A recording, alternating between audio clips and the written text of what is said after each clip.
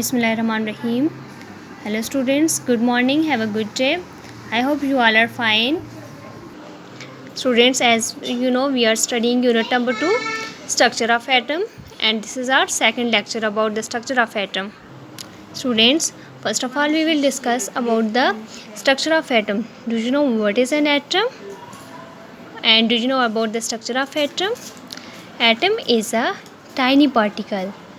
This concept is according to the Democritus, who made an experiment about the structure of atom in 400 BC.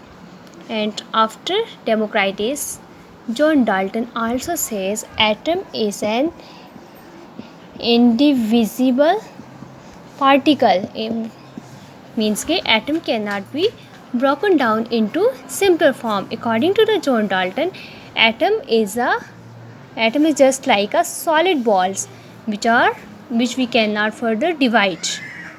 Students, when we talk about the structure of atom consists of a nucleus, which is positive charge, and an electronic shells which are negative.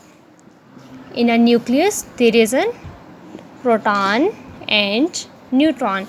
Proton having positive charge and neutron having no charge, which is neutral in nature. And in outermost shells are energy levels, electrons are present having negative charge, and electrons are too much smaller than the proton and then neutron. When we talk about the proton is 1837 times heavier in mass than electron, and when we talking about the neutron is 1842 times heavier than the electron. Dear students, today we will discuss a new topic about the structure of atom, and we will examine about the experiment or experimental method delivered or represented by a scientist, that is Rutherford. And today we will discuss a topic, Rutherford atomic model. Students, topic पे जाने से पहले हम एक बात करेंगे कि ये जो टॉपिक है आज का, ये आप नोट से फॉलो करेंगे, ठीक है। जो नोट्स आपको मैंने प्रोवाइड किए हुए हैं उन नोट से फॉलो करेंगे एंड द पेज नंबर 82, ठीक है। So now start introduction about the Rutherford atomic model. In 1911, Rutherford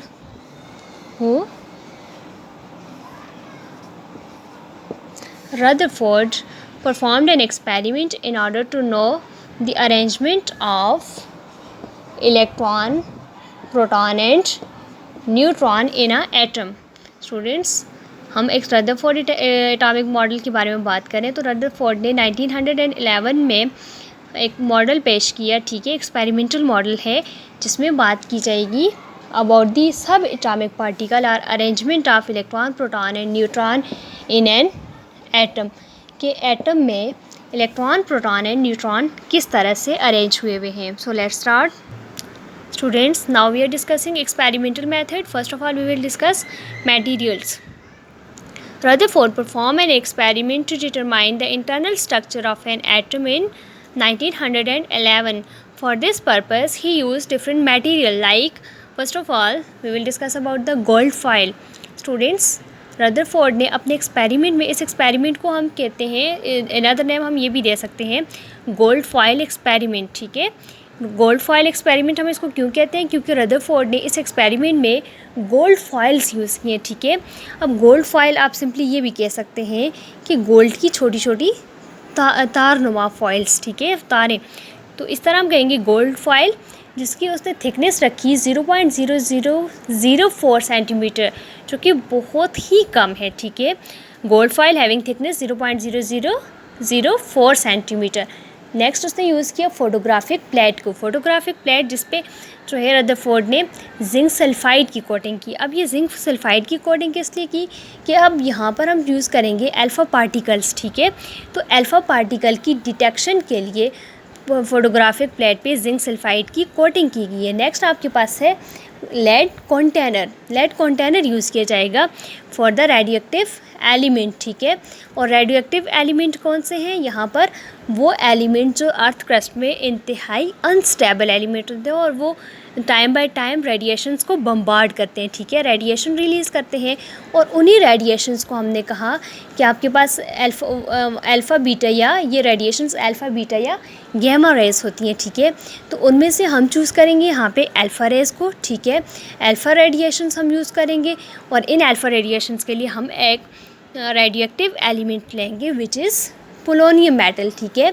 so polonium metal use करेंगे जो कि किसके लिए, this is a source for alpha raise.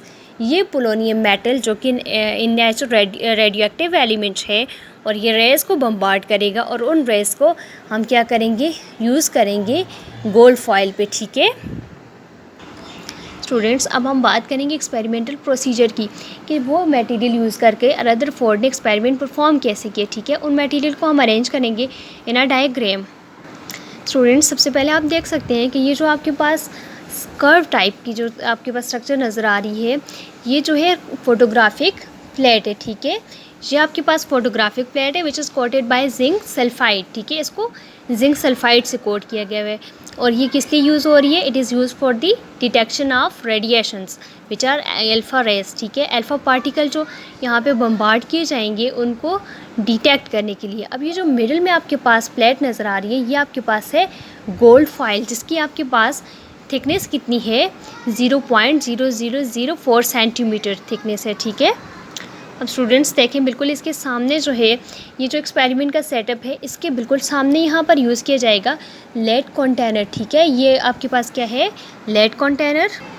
और ये जो आपके पास रेड निशान आपको नज़र आ रहे हैं, ये आपके पास पोलोनियम मेटल है, ठीक है।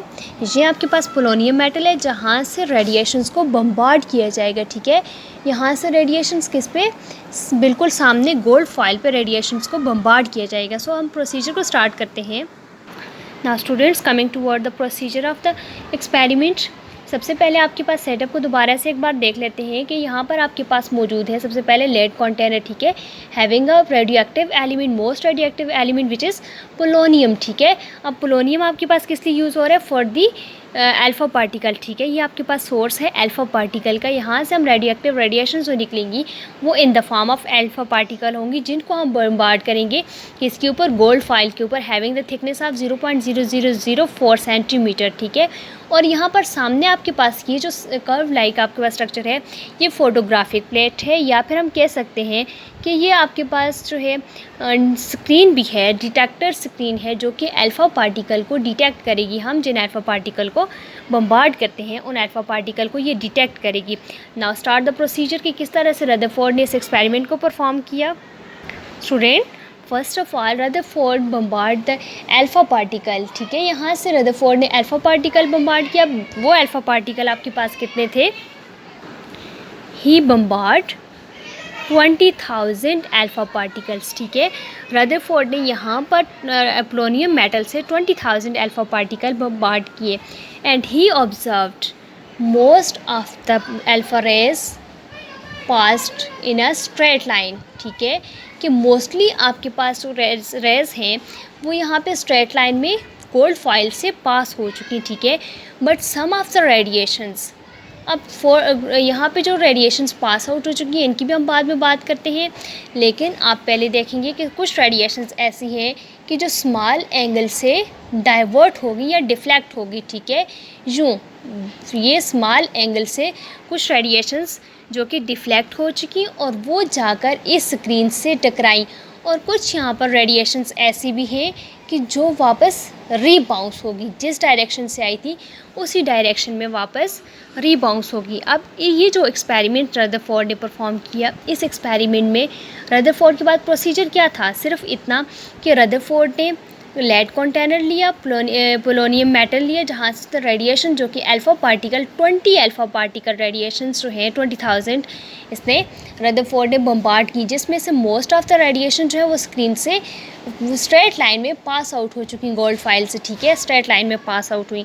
कुछ रेडिएशंस ऐसी थी जो स्ट्रेट लाइन से डिफ्लेक्ट होगी और कुछ रिफ्लेक्ट होगी, ठीक है, और कुछ रेडिएशंस ऐसी हैं कि जो रीबाउंस होगी हैं, ठीक है।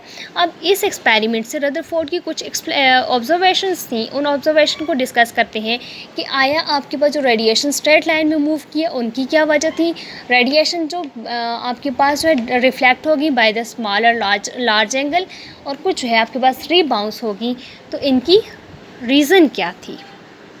Students, the first observation of Rutherford is about undeflected rays. जो रेज आपके पास स्ट्रेट लाइन में पास हो चुकी या डिफ्लेक्ट नहीं हुई, अनडिफ्लेक्टेड रेज, उनके बारे में हम बात करेंगे. That Rutherford observed that most of the alpha particle were passed through the gold file. ठीक है, कि मोस्टली आपके पास रेडिएशन जो अल्फ़ा पार्टिकल है, कितने अल्फ़ा पार्टिकल, 19,990 अल्फ़ा पार्टिकल्स ऐसे हैं कि जो स्ट्रेट लाइन में पास हुए, ठीक है, कि आपके पास ऐसी रेडिएशन जो कि आपके पास स्ट्रेट लाइन में पास हुई. ऑब्जर्वेशन फर्स्ट ऑफ ऑल ये थी कि जो स्ट्रेट लाइन में अनडिफ्लेक्टेड रेज थी वो 19,990 रेज ऐसी हैं टोटल 20,000 में से जो कि स्ट्रेट पास हुई हैं. Why? Because from this experiment he concluded that most of the space in atom is empty.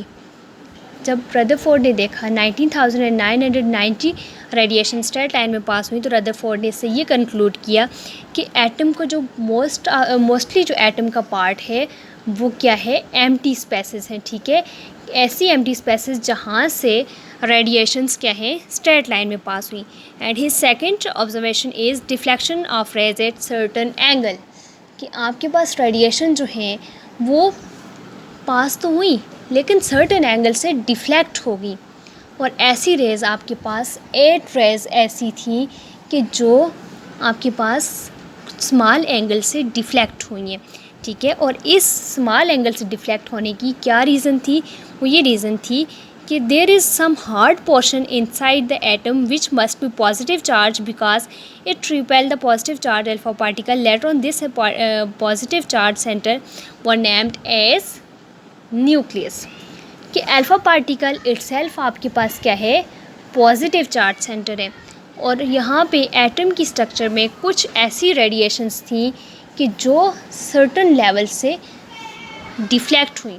तो इससे रदरफोर्ड ने यह कंक्लूड किया कि एटम के मिड में कोई ऐसा पोर्शन है कि जो हार्ड पोर्शन है और हैविंग पॉजिटिव चार्ज, जिसकी वजह से रेडिएशंस आएंगी और ये रेडिएशंस जहाँ से आएंगी उसी तरह से ये डिफ्लेक्ट हो रही हैं, ठीक है.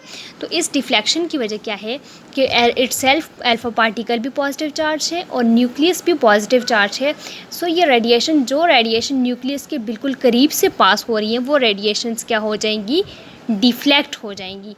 इस वजह से रदरफोर्ड ने ये कंक्लूड किया कि एटम के अंदर ऐसा हार्ड ऑब्जेक्ट है जो कि पॉजिटिव चार्ज सेंटर है, और इस पॉजिटिव चार्ज सेंटर को रदरफोर्ड ने न्यूक्लियस का नाम दिया. So he concluded that there is an nucleus having positive charge. And in third one he talking about the bounce back radiations, कि ऐसी रेडिएशन जो उसी सेम वे से रीबाउंस होगी. तो ऐसी आपके पास 2 रेडिएशंस थी, 2 अल्फ़ा पार्टिकल्स थे जो कि रीबाउंस हुए या बाउंस बैक हुए एट देयर ओरिजिनल वे, कि जिस वे से वो आई थी उसी वे से वो रीबाउंस बैक हो गई. And the fourth point of their observation is production of fluorescence at photographic plate, कि फ़ोटोग्राफिक प्लेट पे सम टाइम क्या हो रहा है कि यहाँ पर आपके पास कुछ लाइट स्पार्क कर रही है. वो लाइट क्यों स्पार्क कर रही है, he observe that alpha particle pass through the gold foil produce fluorescence on the screen, but this sparking was not occurring continuously and occurring time by time.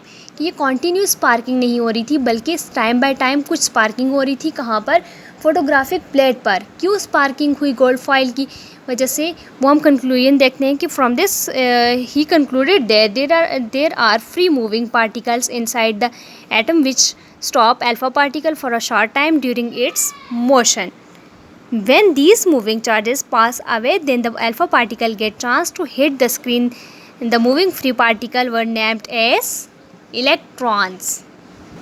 कि आपके पास क्या है, जब यहाँ पर गोल्ड फाइल से रेडिएशंस आएंगी तो सम टाइम ये क्या होगा कि यहाँ पर स्क्रीन पे लाइट स्पार्क होगी, ठीक है। और ये लाइट कॉन्टीन्यूसली स्पार्क नहीं हो रही बल्कि टाइम बाय टाइम हो रही है। तो इसका ये मतलब है कि जब इलेक्ट्रॉन जो है, यहाँ पर कोई मूविंग ऑब्जेक्ट है विच इज़ इलेक्ट्रॉन जब यहाँ पर रिवॉल्व कर रहा है तो लाइट्स अल्फ़ा पार्टिकल आके उसके साथ हिट हो रही है, और जैसे ही इलेक्ट्रॉन मूव करता है ये सामने स्क्रीन पे जाके टच करते हैं, ठीक है, जिसकी वजह से लाइट यहाँ पर स्पार्क करती है। तो इससे रदरफोर्ड ने ये कंक्लूड किया कि एटम का स्ट्रक्चर है जहाँ पर इलेक्ट्रॉन जो है वो फ्री रिवॉल्व करें, इलेक्ट्रॉन मूव करें। सो हम दोबारा एक बार देखते हैं कि आपके पास रदरफोर्ड के ऑब्जर्वेशन के मुताबिक देयर आर 4 ऑब्जर्वेशन के। पहले आपके पास क्या है कि एटम मोस्टली एटम के अंदर स्पेस जो है वो एम्प्टी है, क्योंकि यहाँ पर मोस्टली अल्फा पार्टिकल क्या हुए, पास आउट हुए, ठीक है। उसके बाद जो है कुछ रेडिएशंस यहाँ पर रिफ्लेक्ट हुई हैं बाय द सर्टन एंगल, जिससे उसने ये अंदाज़ा लगाया कि एटम के अंदर एक पॉजिटिव चार्ज सेंटर है which is named as nucleus, ठीक है। और न्यूक्लियस के बाद यहाँ पर जब लाइट स्पार्क हुई तो रदरफोर्ड ने ये कंक्लूड किया कि एटम के अंदर फ्री मूविंग पार्टिकल हैं which is electron which are revolve around the nucleus.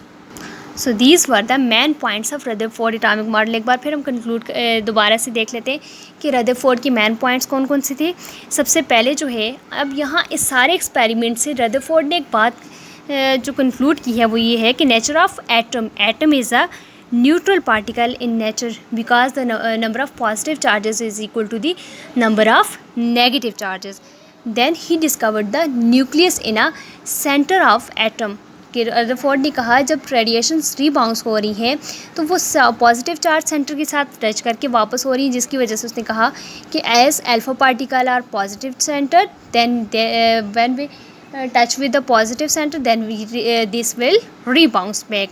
तो इस वजह से रदरफोर्ड ने इसको जो हार्ड ऑब्जेक्ट न्यूक्लियस के अंदर है और एटम के अंदर है उसको न्यूक्लियस का नाम दिया, ठीक है। उसके बाद साइज़ ऑफ न्यूक्लियस कि रदरफोर्ड ने क्या कहा, न्यूक्लियस की मोस्ट जो स्पेसेस हैं वो एम्प्टी हैं, ठीक है, जिस वजह से रेडिएशन जो है वो एकदम से पास आउट हो रही है, ठीक है। नेक्स्ट बात की कि रेवोल्यूशन ऑफ इलेक्ट्रॉन, यहाँ पर जब लाइट स्पार्क हो रही है तो इसका ये मतलब है कि एटम की साइड पे जो इलेक्ट्रॉनिक शेल है वहाँ पर इलेक्ट्रॉन रिवॉल्व कर रहे हैं विच आर फ्री।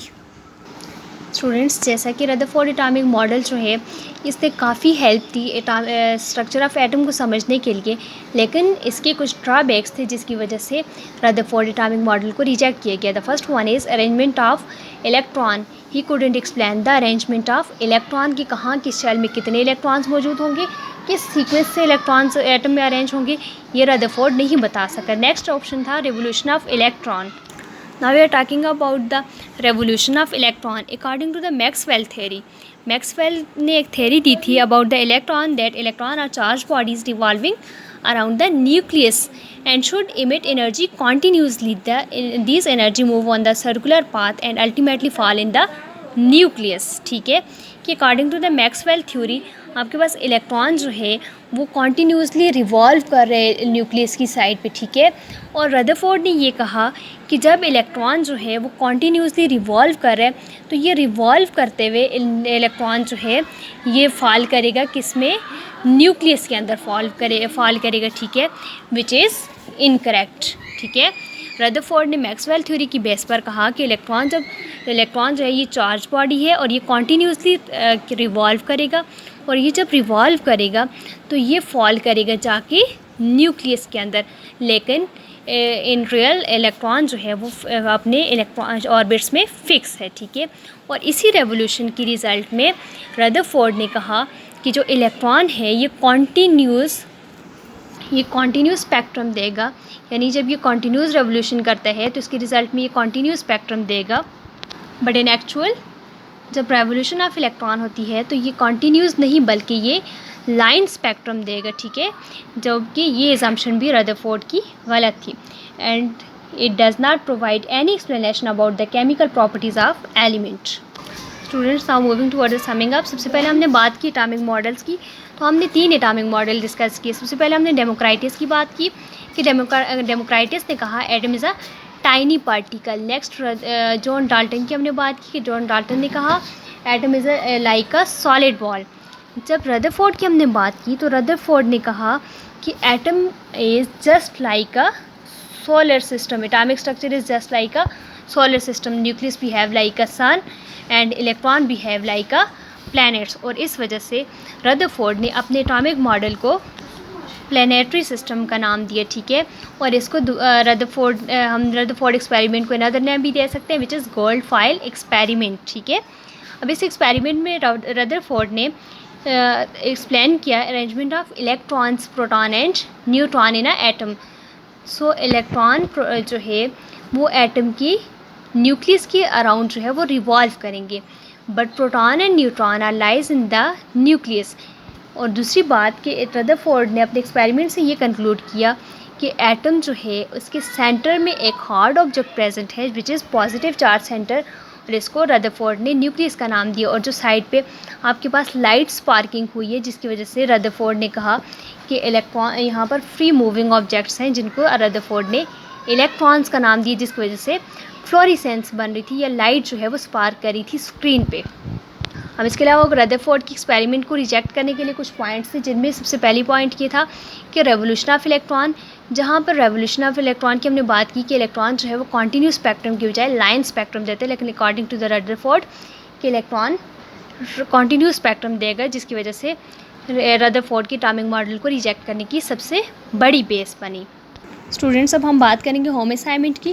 तो यहाँ देख लें आपके पास पेज नंबर 82 पर नोट्स जो आपको प्रोवाइड किए गए हैं, यहाँ पर पेज नंबर 82 पर रदरफोर्ड एटॉमिक मॉडल है, ठीक है। ये थ्योरी है, आपने इस थ्योरी को ये 83 एंड देन जो है 84 पेज पे आपके पास ड्रॉबैक्स तक है, तो आपने इस मॉडल को दोबारा से पढ़ना है। जहाँ से जो पॉइंट कंफ्यूज करे आपको, तो आपने मुझे एकदम कमेंट में बताने हैं एंड देन आपने इस टॉपिक पे कंप्लीट असाइनमेंट लिख कर मुझे देना।